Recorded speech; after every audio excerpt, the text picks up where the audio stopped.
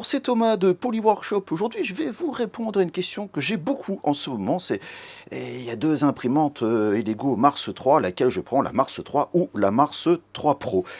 Donc je vais essayer d'y répondre le mieux possible. Alors dès maintenant, je précise que j'avais donc fait le test de cette Mars 3, donc je ne vais pas rentrer en détail dans la machine, notamment la Mars 3 Pro, car vous allez voir dans quelques instants, il y a très peu de différence. C'est une machine que j'ai vraiment encensée et que j'aime toujours énormément, et donc la Mars 3 Pro est arrivée un petit peu après. Alors la différence entre les deux se résume à deux éléments, uniquement deux.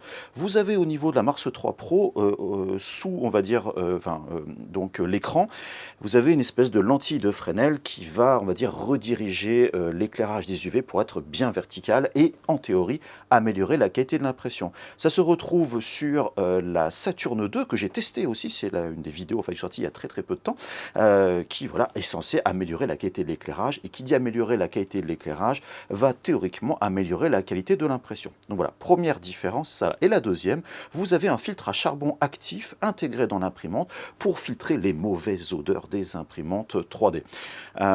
Et c'est tout. Il n'y a aucune autre différence. Mécaniquement, c'est la même chose, c'est vraiment la même machine. Bien sûr, le petit label Pro qui a été rajouté. Même résolution d'écran, donc on est toujours sur des pixels de 35 microns au niveau de la résolution horizontale.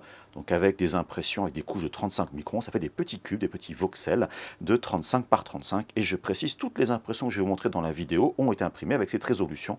Donc des couches de 35 microns, bien évidemment préparées, slicées avec Litchi Slicer. Alors, juste précise, j'ai commencé à l'utiliser, cette Mars 3 Pro, à la place de la Mars 3, qui commence à prendre un petit peu la poussière. Alors, des impressions du boulot, etc. Puis voilà, forcément, quelques tests. J'ai bien évidemment imprimé mes modèles habituels, on va dire, de calibration, comme la DQ, qui sort de façon, on va dire, tout à fait impeccable. Le poussin de Litchi Slicer, voilà, enfin, un modèle tout à fait standard. Mais avant toute chose, j'ai commencé à imprimer avec la résine qui m'a envoyé de la Smoky Black ABS Lac. Alors, j'imprime rarement des modèles artistiques, on va dire, figurines, ce genre de choses, avec de la résine ABS, mais je me suis dit, tant qu'à faire, autant tester. Alors, j'ai imprimé une tête d'orque, de troll plutôt, que l'on va voir dans une autre vidéo à venir d'une autre imprimante, parce qu'elle est vraiment plein de détails. J'avoue que sur la résine ABS, c'est un peu dur de voir des détails en sortie d'imprimante sans mettre voilà, un primeur d'accroche ou autre chose.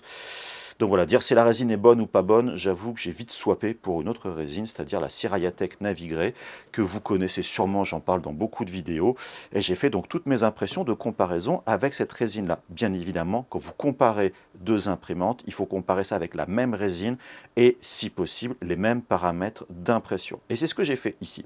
C'est-à-dire, donc, même résine entre deux, la seule chose, c'est que j'étais au début, en fait, d'un bidon de 5 litres et à la fin d'un bidon de 5 litres pour l'une et pour l'autre. Donc, j'ai une petite variation de couleur, je pense, un petit problème de pigmentation que j'ai peut-être mal mélangé à un moment entre les deux machines, mais c'est vraiment les mêmes paramètres d'impression.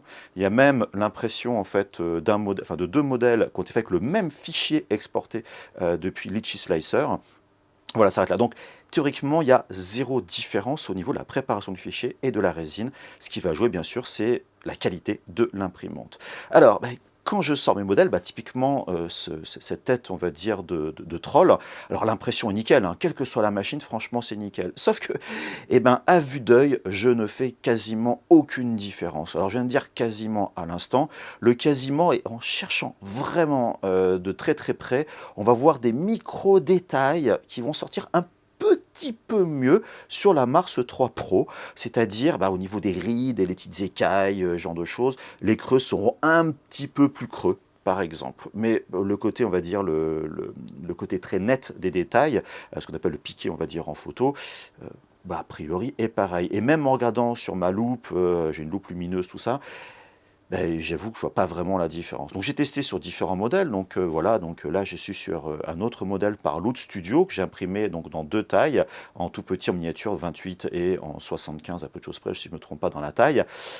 Je fais pas la différence. Voilà, je vous cache pas que je fais pas du tout la différence. J'ai beau chercher à l'œil nu, je ne le ferai pas. Et si en plus vous mettez un primeur d'accroche dessus, le peu de gain que vous allez faire va pas forcément changer entre les deux. Donc c'est vraiment la petite ou la grande, il y a vraiment zéro différence. Pour moi vraiment, ça imprime très bien. J'ai aucun doute sur la qualité d'impression sur les deux machines, mais les deux s'en sortent très bien. Ce qui veut dire qu'au niveau voilà de ma conclusion sur cette question-là, Alors, je vais vous dire qui peut le plus, peut le moins. Effectivement, si la Mars 3 Pro peut le faire, la Mars 3 aussi peut le faire.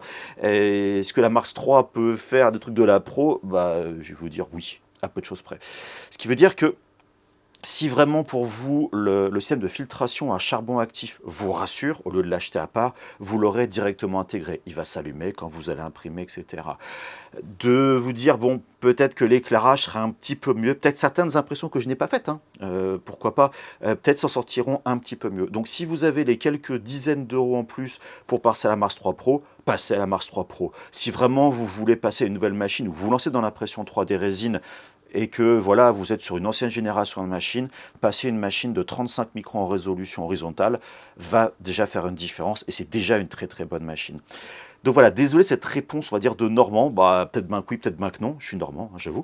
Je ne peux pas trop vous dire. Voilà, ce sont des excellentes machines toutes les deux. Si je dois faire une impression, je prendrai la machine qui est disponible au moment que j'ai besoin de faire l'impression. Mais pas pour dire, ah, la Mars 3 Pro, elle imprime comme ça vachement mieux. Elle imprime très très bien. L'autre imprime aussi très très bien. Par contre, comme d'étude, ce que je vous conseille, là j'ai vraiment une différence entre la résine, alors c'est du type ABS bien évidemment, mais de l'Elego et on va dire une marque un peu plus qualitative. Voilà, ce que je dis toujours, sur des machines qui commencent vraiment à augmenter en résolution, il faut augmenter la qualité de tous les éléments que vous allez faire, la qualité des modèles, la qualité de la préparation de vos modèles et bien évidemment la qualité de la résine.